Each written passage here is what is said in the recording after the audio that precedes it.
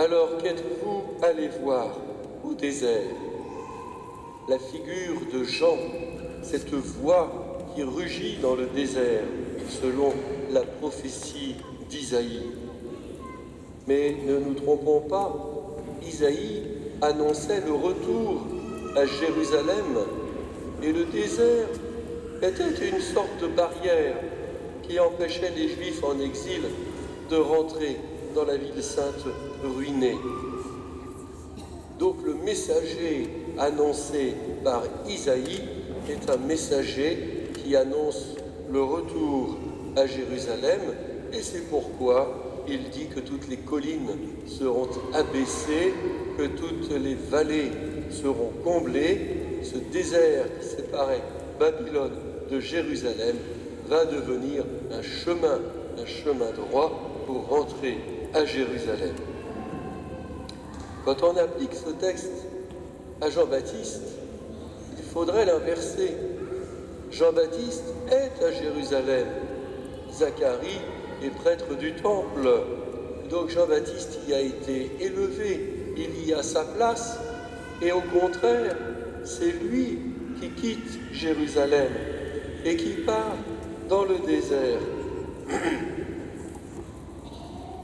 Ce désert n'est pas très loin, il va au bord du Jourdain, mais clairement, il tourne le dos à toutes ces pratiques rituelles, à ces ablutions qui ne changent rien, et il propose un vrai plongeon dans le Jourdain en signe de transformation de vie.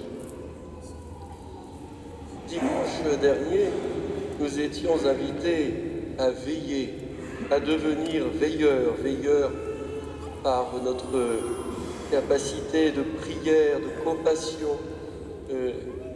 ce qui est signifié très publiquement dans notre paroisse par les 50 heures d'adoration, mais ce que chacun fait aussi dans sa vie de prière personnelle.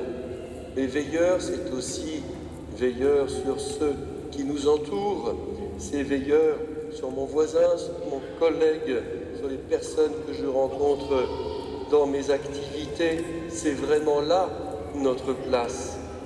Et le veilleur, si je prends l'image du guetteur sur les remparts, c'est celui qui cherche à voir plus loin, à être le premier à voir celui qui arrive à l'horizon.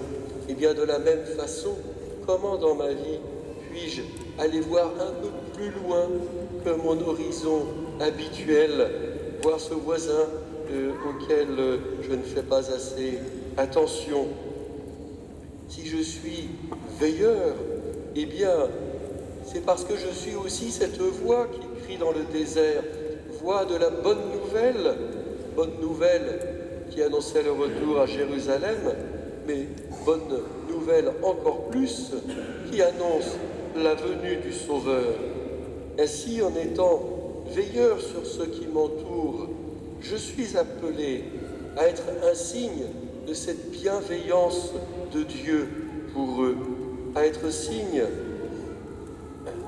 de celui qui transmet cette bienveillance de Dieu à ceux qui m'entourent, en rendant service, et parfois en allant plus loin, en pouvant aussi partager parfois un signe de foi, une prière, un témoignage, quelque chose qui va venir éclairer ceux que je rencontre, les fortifier ou tout simplement les attirer au Christ.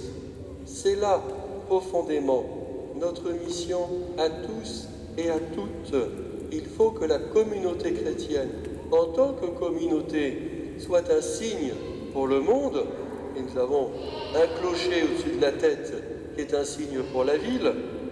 Mais il faut aussi que chacun d'entre nous, là où nous sommes, parce que nous sommes chrétiens, nous soyons aussi des signes de la bienveillance de Dieu pour chacun et pour chacune.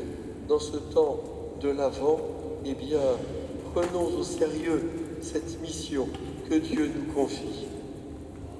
Du Père et du Fils et du Saint-Esprit.